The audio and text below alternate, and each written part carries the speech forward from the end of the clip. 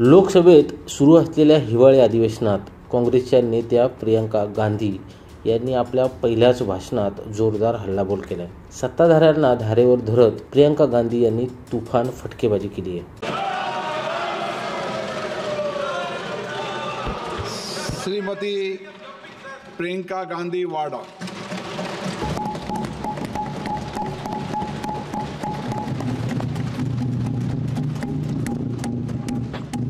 नमस्कार. माननीय अध्यक्ष महोदय जी, आज आपने मुझे इस सभा में बोलने का मौका दिया, इसके लिए मैं आपकी बहुत बहुत आभारी हूँ. सबसे पहले जो सुरक्षाकर्मी, जो जवान अफसर 13 दिसंबर को संसद की सुरक्षा के लिए शहीद हुए, उनके प्रति मैं श्रद्धांजलि व्यक्त करना चाहती हूँ. महोदय, हजारों साल पुरानी हमारी देश की धर्म की एक पुरानी परंपरा रही है. ये परंपरा संवाद, चर्चा की रही है. एक गौरवशाली परंपरा है जो दर्शन ग्रंथों में, वेदों में, उपनिषदों में दिखती है. वाद विवाद और संवाद की हमारी पुरानी संस्कृति है. अलग अलग धर्मों में भी, इस्लाम में, सूफियों में, बौद्ध धर्म में, जैन धर्म में, सिख धर्म में भी ये वाद संवाद, ये चर्चा बहस, इसकी संस्कृति रही है. इसी परंपरा से उभरा हमारा स्वतंत्रता संग्राम. हमारा स्वतंत्रता संग्राम विश्व में एक अनोखा संग्राम था. एक अनोखी लड़ाई थी जो अहिंसा और सत्य पर आधारित थी. ये वाद संवाद की जो परंपरा है, इसको इस संग्राम ने आगे कैसे बढ़ाया? क्योंकि ये जो संग्राम था, ये जो लड़ाई थी हमारी आज़ादी के लिए, एक बेहद लोकतांत्रिक लड़ाई थी. इसमें देश के किसान, देश के जवान, देश के मजदूर, देश के अधिवक्ता, देश के बुद्धिजीवी, चाहे किसी भी जाति के हों, चाहे किसी भी धर्म के हों, चाहे किसी भी भाषा को बोलते हों, सब इस स्वतंत्रता संग्राम में शामिल हुए. सब ने हमारे देश की आज़ादी की लड़ाई लड़ी.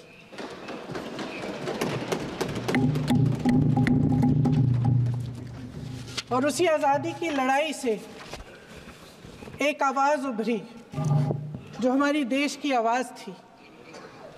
वो आवाज़ ही आज हमारा संविधान है. साहस की आवाज़ थी, हमारी आज़ादी की आवाज़ थी, और उसी की गूंज ने हमारे संविधान को लिखा और बनाया. ये सिर्फ एक दस्तावेज़ नहीं है. बाबा साहेब अम्बेडकर, मौलाना आज़ाद जी, राजगोपालाचारी जी और जवाहरलाल नेहरू जी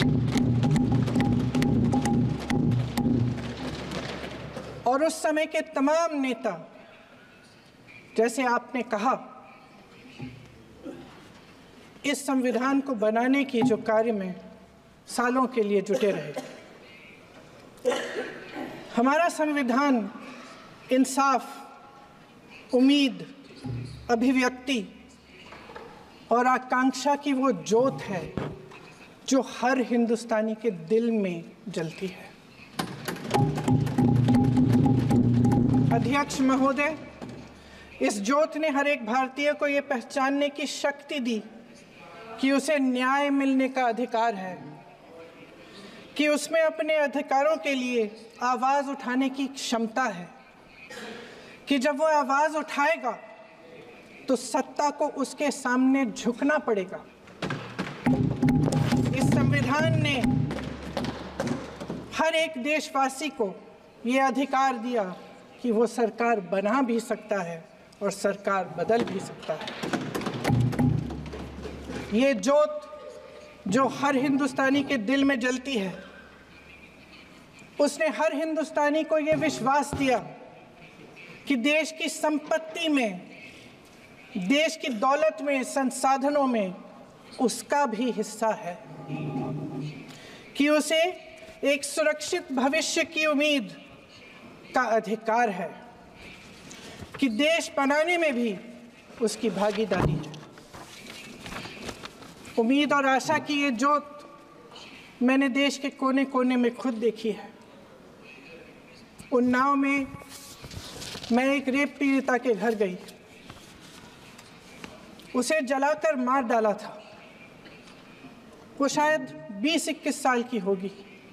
हम सब के बच्चे हैं।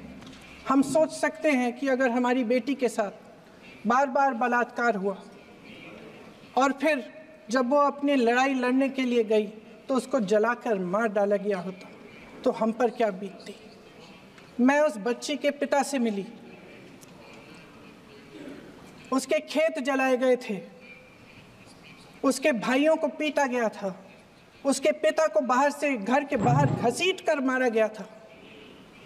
उस पिता ने मुझे बताया कि बेटी, मुझे न्याय चाहिए। मेरी बेटी अपने एफआईआर को दर्ज करने के लिए जब ज़िले में गई तो उसको मना किया गया। अगले ज़िले में जाना पड़ा उसे।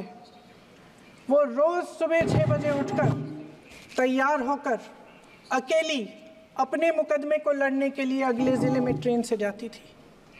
उसके पिता ने मुझे कहा कि मैंने उससे कहा, बेटी अकेले मत जाओ, छोड़ दो ये लड़ाई। लेकिन उसकी बेटी ने उसको जवाब दिया कि नहीं पिताजी, मैं अकेली जाऊंगी, मैं लड़ूंगी, ये मेरी लड़ाई है, मैं इसको लड़ूंगी। ये लड़ने की क्षमता, ये हिम्मत उस लड़की को और करोड़ों भारत की नारियों को हमारे संविधान ने दी। आगरा में मैं अरुण वाल्मीकि के घर गई। अरुण वाल्मीकि पुलिस स्टेशन में काम करता था, सफाई का काम करता था। आप सोच सकते हैं हमारी तरह उसका भी परिवार था। नई नई शादी हुई थी, 2-3 महीनों का बच्चा था। पुलिस स्टेशन में चोरी हो गई। चोरी का इल्ज़ाम उस पर लगाया गया। उसके पूरे परिवार को उठाकर पुलिस स्टेशन में ले गए। आप हंस रहे हैं, लेकिन ये गंभीर बात है। गंभीर बात। शर्म करो, शर्म। अरुण वाल्मीकि को पीट पीट के मार डाला, उसकी बीवी को पीटा, उसके पिता के नाखून निकाले, उसके पूरे परिवार को पीटा गया। जब मैं उस जवान महिला से मिलने गई जो अभी अभी विधवा हुई थी, तो उसने मुझे कहा कि दीदी, हमें सिर्फ एक चीज़ चाहिए, हमें न्याय चाहिए और हम इस न्याय के लिए लड़ते रहेंगे, चाहे कुछ भी हो जाए। ये हिम्मत उस महिला को हमारे संविधान ने दी।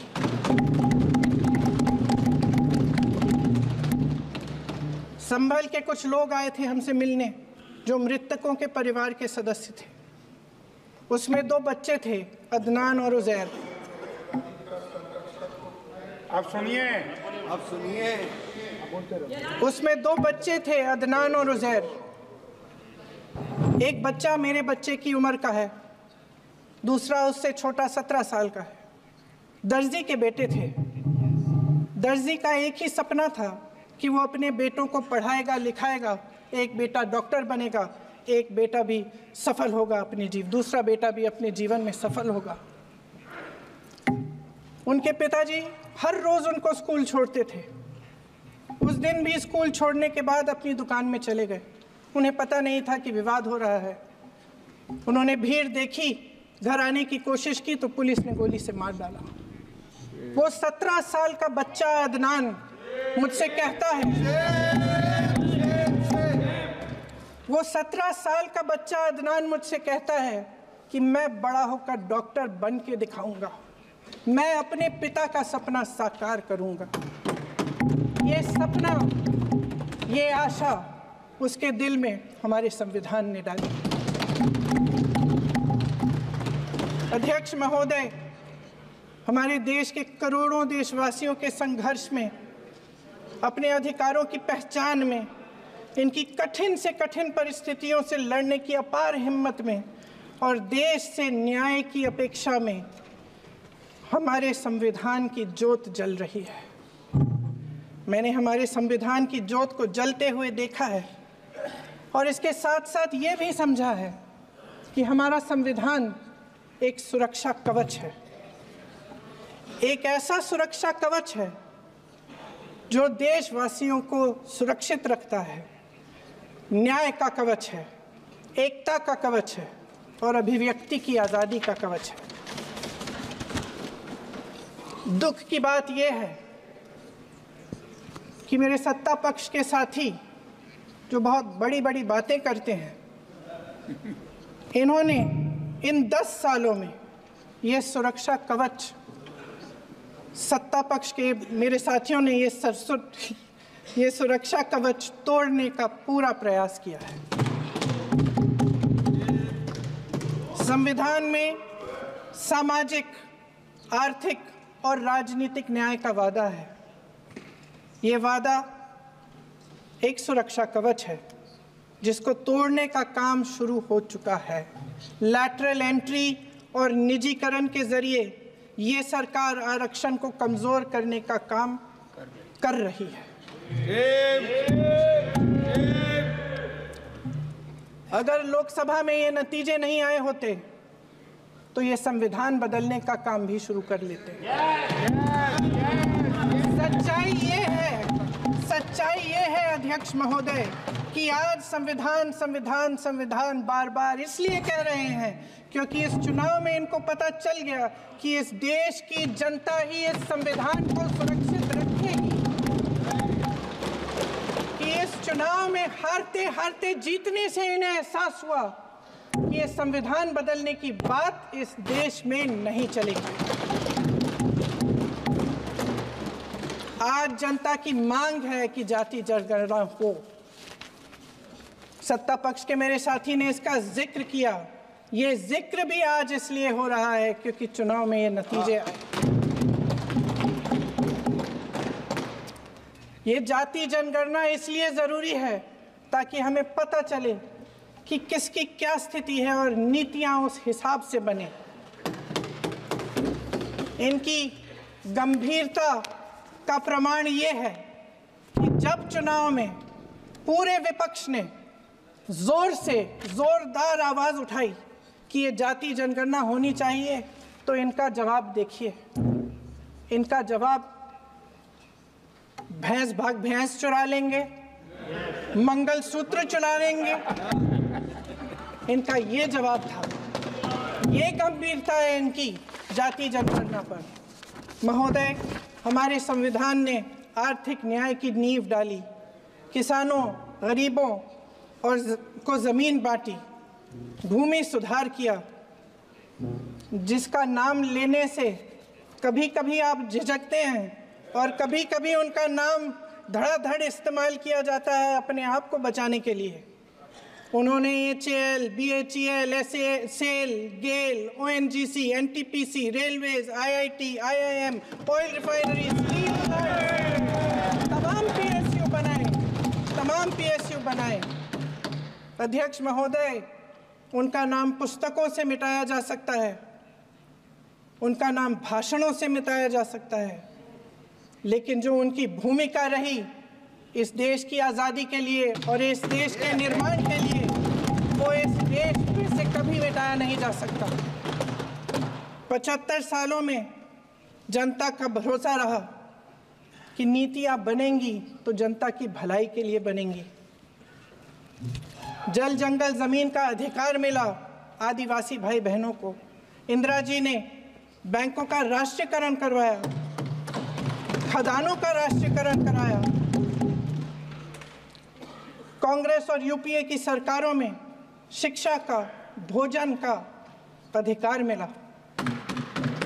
75 सालों में जनता का भरोसा मिला।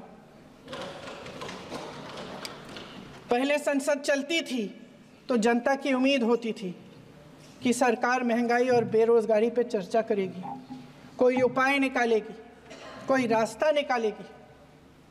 लोग मानते थे कि अगर कोई नई आर्थिक नीति बनेगी तो देश की अर्थव्यवस्था को मजबूत बनाने के लिए बनेगी, तो भारतीय बाजार को मजबूत बनाने के लिए बनेगी, उनके भविष्य को मजबूत बनाने के लिए बनेगी।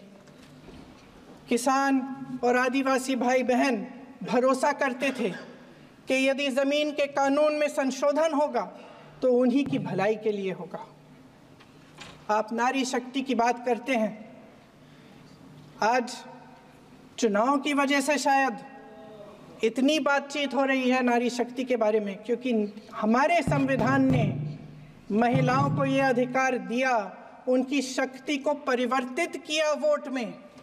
और आज आपको पहचानना पड़ रहा है कि महिलाओं के बिना, कि नारी शक्ति के बिना ये सरकारें नहीं बन सकती हैं।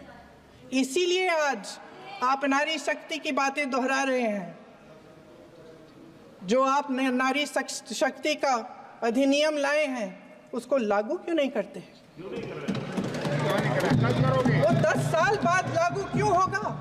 क्या आज की नारी 10 साल इंतजार करेगी उसके लागू करने के लिए? क्या बात है, क्या बात है।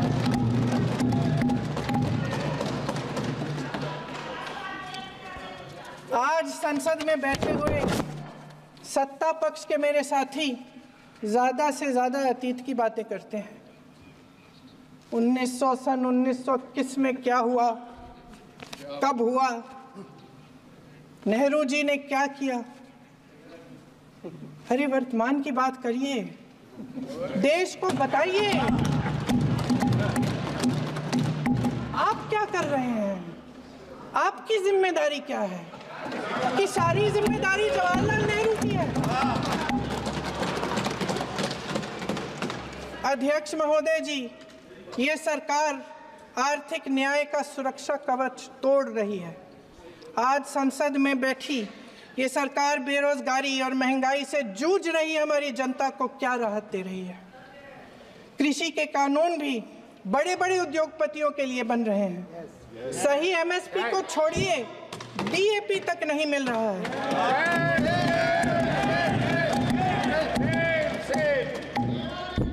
वायनाड से लेकर ललितपुर तक इस देश का किसान रो रहा है।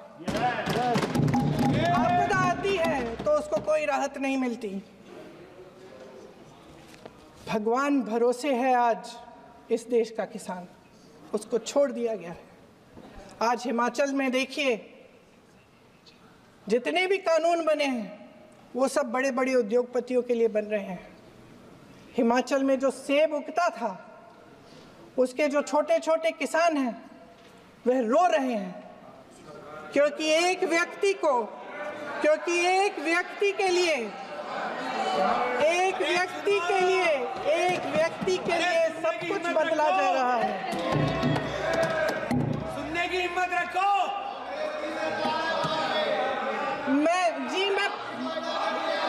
अध्यक्ष महोदय जी, अध्यक्ष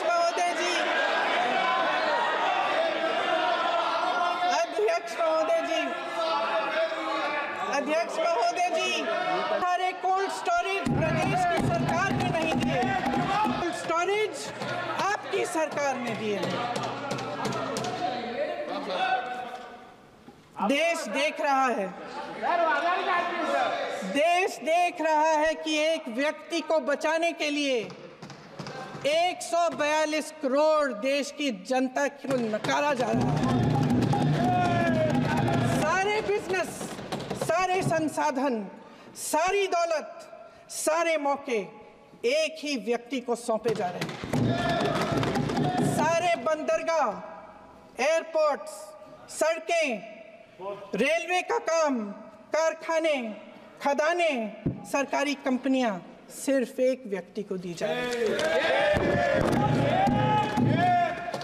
जनता के मन में हमेशा ये विश्वास होता था कि अगर कुछ नहीं है तो संविधान हमारी सुरक्षा करेगा, मगर आज आम लोगों के बीच ये धारणा बनती चली जा रही है कि सरकार सिर्फ मुनाफे के लिए चल रही है। देश में बहुत तेजी से गैर बराबरी बढ़ रही है। जो गरीब है वो और गरीब हो रहा है, जो अमीर है वो और अमीर हो रहा है। इस सरकार ने आर्थिक न्याय की भी सुरक्षा कवच तोड़ दिया है।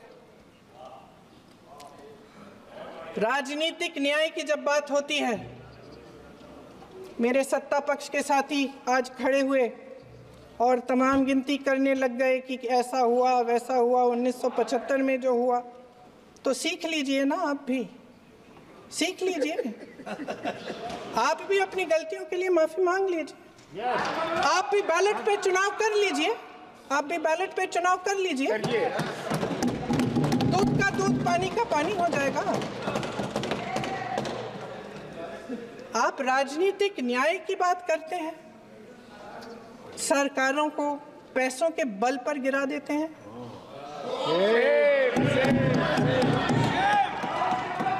मेरा आग्रह है कि अपन संविधान में सकारात्मक बोले।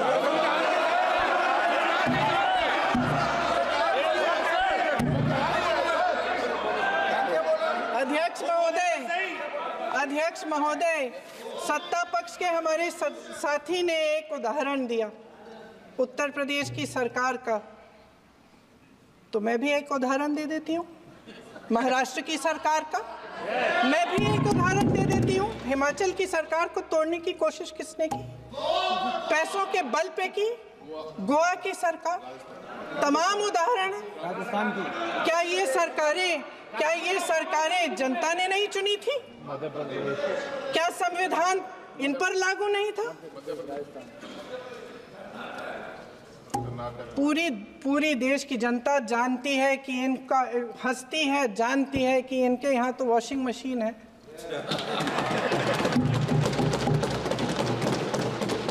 तो यहाँ से वहाँ जाता है, वो धुल जाता है। इस तरफ दाग, उस तरफ स्वच्छता। और मेरे कई ऐसे साथी हैं जो इस तरफ होते थे उस तरफ चले गए, मुझे दिख भी रहे हैं, वॉशिंग मशीन में शायद धुल गए हैं।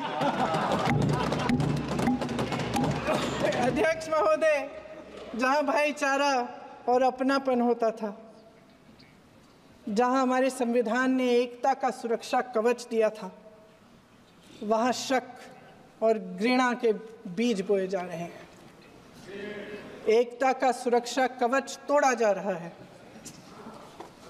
प्रधानमंत्री जी यहाँ सदन में संविधान की किताब को यूं माथे से लगाते हैं, लेकिन संभल में, हाथरस में, मणिपुर में जब न्याय की गुहार आती है, उठती है, तो उनके माथे पे शिकन तक नहीं आता।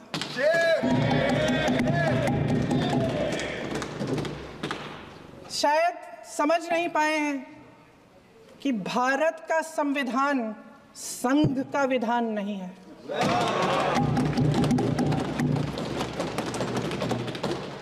भारत के संविधान ने हमें एकता दी, हमें आपसी प्रेम दिया। उस मोहब्बत की दुकान जिस पर आपको हंसी आती है, उसके साथ करोड़ों देशवासी चले। करोड़ों देशवासियों के दिल में एक दूसरे के लिए प्रेम है, घृणा नहीं है।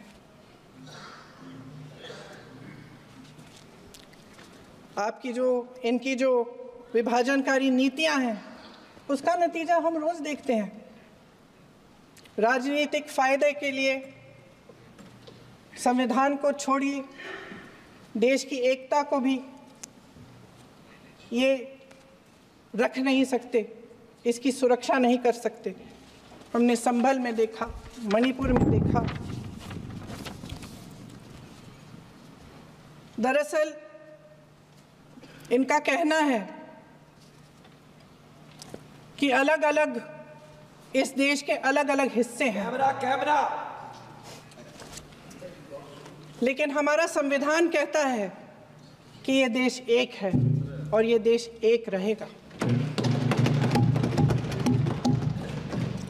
जहां खुला विवाद होता था, अभिव्यक्ति का सुरक्षा कवच होता था, इन्होंने भय का माहौल पैदा किया है। सत्ता पक्ष के मेरे साथी अक्सर 75 सालों की बात करते हैं, लेकिन इन 75 सालों में ये उम्मीद, आशा, ये अभिव्यक्ति की ज्योति कभी थमी नहीं, कभी बुझी नहीं। इस देश की जनता ने खुलकर आलोचना की, निडर होकर धरने किए, प्रदर्शन किए। जब जब जनता नाराज हुई तब तब सत्ता को ललकारा, उसे चेतावनी दी, बड़े से बड़े नेताओं को कटघरे में खड़ा किया, उनसे जवाब मांगा, न्याय मांगा। इस देश के छोटे छोटे से नुक्कड़ की दुकानों में, चाय की दुकानों में, इस देश के घरों में, गलियों में, मोहल्लों में, अखबारों में, प्रकाशन घरों में, न्यायपालिकाओं में चर्चा कभी बंद नहीं हुई। लेकिन आज ये माहौल नहीं है। आज जनता को सच बोलने से डराया जाता है, धमकाया जाता है। पत्रकार हो या विपक्ष का नेता हो या किसी यूनिवर्सिटी का प्रोफेसर हो, छात्र संघ हो या कर्मचारियों का संगठन हो, सबका मुंह बंद कराया जाता है। किसी पे ईडी, किसी पे सीबीआई, किसी पे इनकम टैक्स, फर्जी मुकदमे लगवाए जाते हैं, जेल में डाल दिया जाता है, विपक्षी नेताओं को जेल में डाल दिया जाता है, उनको सताया जाता है। किसी को नहीं छोड़ा इस सरकार ने। देशद्रोही कह कह के उत्तर प्रदेश में मुझे याद है कुछ अध्यापिकाएं प्रदर्शन कर रही थी, उन पर मुकदमा डाल दिया देशद्रोही का, उन्हें देशद्रोही कह दिया। इन्होंने देश का पूरा माहौल भय से भर दिया है। इनकी मीडिया की मशीन झूठ फैलाती है, तरह तरह के आरोप लगाती है, और शायद वह भी भय में ही है। महोदय, मैं इस सदन को याद दिलाना चाहती हूँ कि ऐसा डर का माहौल देश में अंग्रेजों के राज में था। जब इस तरफ बैठे हुए गांधी की विचारधारा वाले लोग आज़ादी की लड़ाई लड़ रहे थे और उस तरफ वाली विचारधारा वाले लोग भय में रहकर अंग्रेजों के साथ साठ-गांठ कर रहे थे। लेकिन अध्यक्ष महोदय, भय का भी अपना स्वभाव होता है। भय फैलाने वाले हमेशा भय का खुद शिकार बन जाते हैं। ये प्रकृति का नियम है। आज इनकी भी यही हालत हो गई है। भय फैलाने के इतने आदी हो गए हैं कि खुद भय में रहने वाले हैं, चर्चा से डरते हैं, आलोचना से घबराते हैं। कई दिनों से हम मांग रहे हैं कि चर्चा करिए, लेकिन चर्चा करने की हिम्मत ही नहीं है।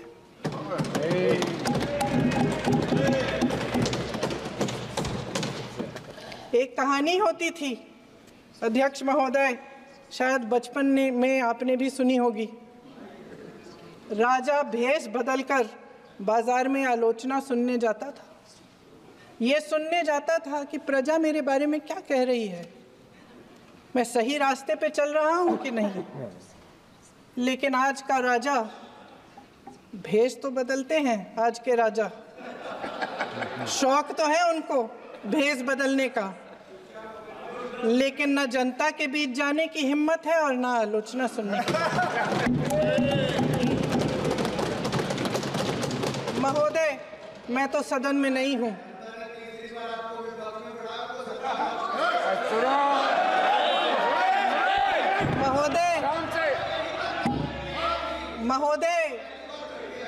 महोदय, जनता में बहुत विवेक है, ये सही है।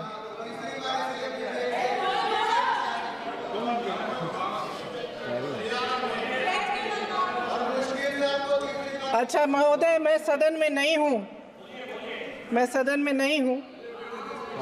कुछ हाँ ठीक है, मैं सदन में नहीं हूँ, मात्र 15 दिनों से आ रही हूँ। लेकिन मुझे ताज्जुब होता है कि इन 15 दिनों में इतनी बड़े इश्यूज़ हैं, इतनी बड़ी बातें हैं, प्रधानमंत्री जी मात्र एक दिन के लिए, शायद 10 मिनट के लिए दिखे हैं सब।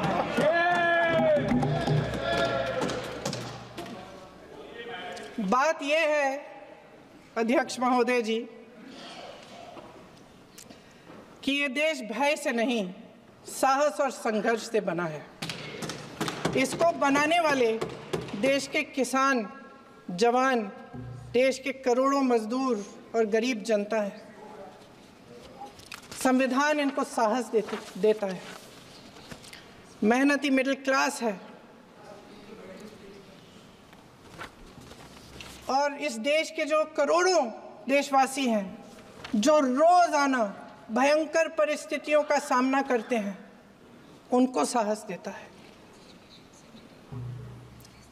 वायनाड में जो आपदा आई, उसमें एक छोटा लड़का था 17 साल का।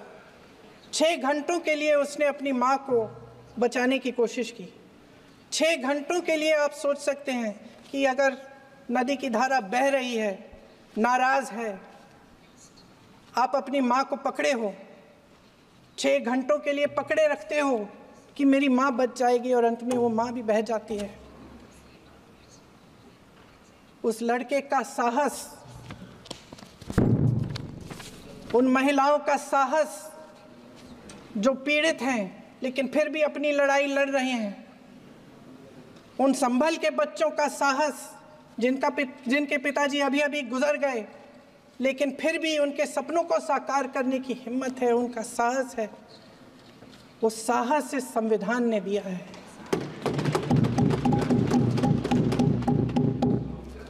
वो आत्मविश्वास इस संविधान ने दिया है।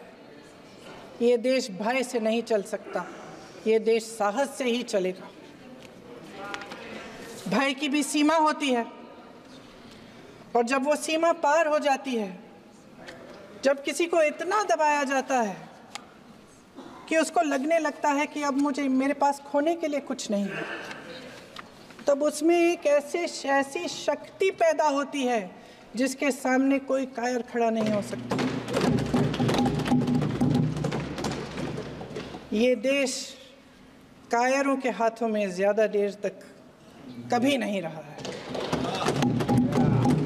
ये देश उठेगा, ये देश लड़ेगा, सत्य मांगेगा, सत्यमेव जयते। जय हिंद। अगले